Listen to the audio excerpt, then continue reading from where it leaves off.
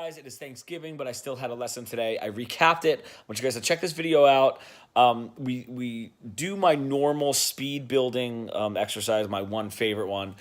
We go over that first, and then these cool little like riff ideas that are repeating up and down the pentatonic, and just some repeating exercises, which will get your fingers faster, but also they're cool segues to use between phrases in your improv. So check it out. Let's do this. We're gonna be in the A pentatonic. I think I'm tuned down half a step, so it might not be exactly where you are.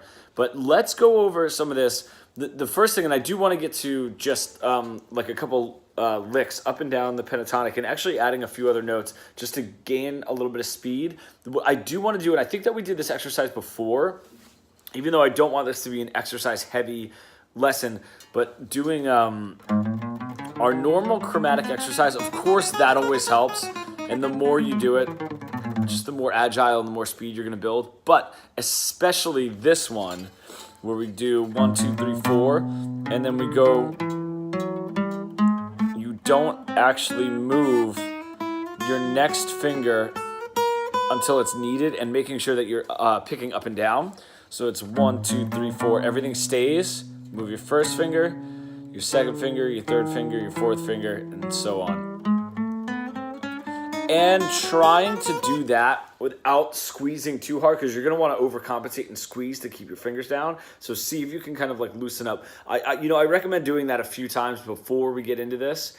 And now we're going to try to hit, this is going to be like pretty well rounded as far as hitting all of your fingers to gain some speed and to add a little bit of musicality in the faster notes. So one of my favorite ones that we're just going to start with, and we're going to build from there, is nice and easy. I'm in my A, so I'm up here at my 5th fret, and I'm just going to do 8, 7, 5, all right?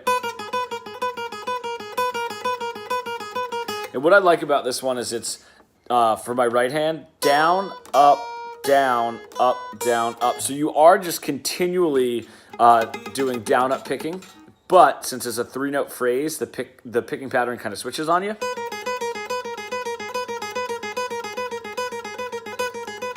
And trying to get it to a speed where it's nice and clean. Now I want you to leave your first finger down the whole time. What would be ideal too is if you can drop those two. I tend to roll, especially when I'm using my pinky, my third finger. So my third finger's not down. I kind of do like a rolling motion when I'm going down my fingers. I kind of tend to leave them on my way up. But if you can, dropping both your all 3 fingers, actually, all 3. All right, now to build off of that, and this is going to add a little bit more agility, is 8, 7, 5, just like you're doing before, and then switch to the second string and do 8, 6, 5. So 8, 7, 5, 8, 6, 5.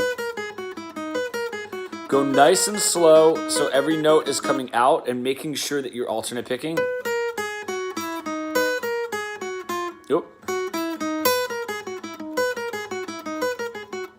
That's just gonna add another level, splitting these two, those 2 fingers apart, while still having a lot of strength coming in on your pinky. Now, as you're strengthening your pinky, you are going to be strengthening your third finger, which is actually your weakest finger. Is technically your third. The only reason that it's that your pinky is a little bit weaker muscle-wise is just because of its size, but agility-wise, it's actually your third finger. If I kind of go like that.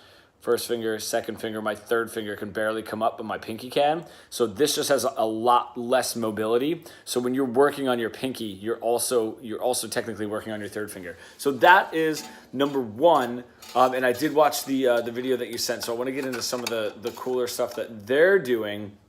Let's take the same idea, and I'm going to vary it up a little bit more, but 8, 5, 7, 8 on the second string. So 8, down to 5 on the first string, 7, and then you're going to switch to 8 on the second string. And see if you can roll, you're going to roll that pinky down. And just go nice. Oh. This one is going to be a little bit slower, which is fine, because when you do that, when you get that kind of a pattern,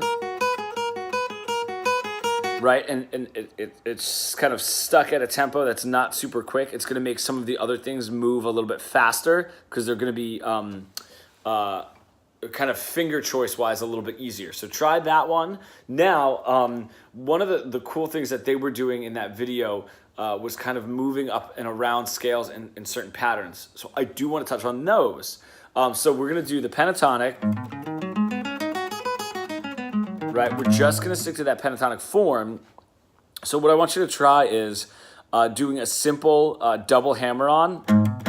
That's it. And then a double pull-off. Right, and that benefits in more ways than just adding that specifically to a solo, but it is a really cool way to bridge licks together. So just double hammer.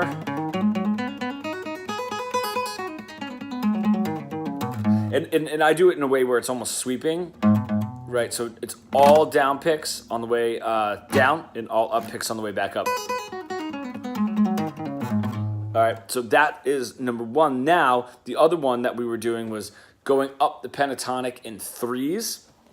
So all you're going to do is you're going to do the first three notes, and go back one note, and do the next three. Back one note, back one note. All right, so it kind of comes out like this. Now, because you're doing it in threes, it's going to be sectioned off that way, right, just to kind of get that pattern. Eventually, it's going to become a 3/4, and what that really means is you're just going to play straight through it without it sectioning in threes. All right, so that is a cool pattern. Same on the way down. All right, I always add a weird little thing there at the end. That is another one, so if you need to pause then and just kind of go over that a little bit, that is also going to help with speed, but that is also a great bridging lick or run to do. And then another one that is my favorite is, and I know that we did that one and the one before, but so check it out. We're still staying on the pentatonic. And jump up here, and you're going to do 8th fret and 8th fret on the bottom two, and then 5th fret, 5th fret.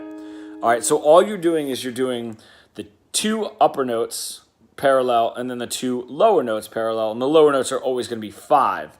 These are going to be different because you have 7s and 8s. So if you watch, we have 8, 8, 5, 5. Now we switch to the 2nd and 3rd string.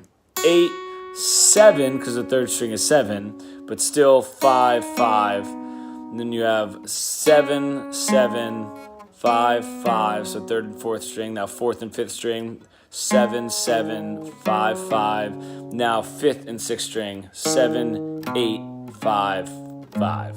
All right, so that's got a cool. And that's another agility exercise and just a cool way to navigate through the pentatonic. So those are all really good. I want to go over, and I know that we had just barely touched on some of those patterns, and then had kind of moved on. But that is a lot of what was in that video that you had sent. So the other ones that I do also want to focus on is, if I go down here, or I'm going to start on the 2nd string actually. 8, pull off to 5, and then 7 on the 3rd string.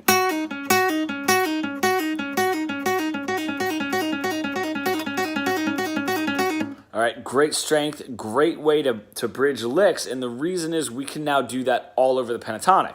So I have 8 on the bottom string now, right? 1st string, pull off to 5, and then 8 on the 2nd string. And when you get to that 2nd string, you're just going to roll over to the 1st string and pull off.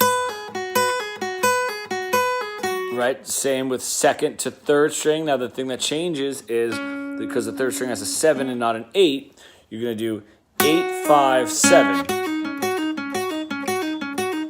right, on the second and third string. If I jump up here, now we have 2 sevens up here on the third and fourth string. So you have 7 to 5 on the third string and 7 on the fourth. Same idea, you're gonna roll that over, rolled and pull. All right, now right here, same deal, 7, 5 to 7 on the fourth and fifth string. And then the fifth to sixth, pull off, and then 8 on the top string, sixth string. That's my favorite one because it's inverted, and that's going to be a little bit more difficult to play. I'm going to send that to you.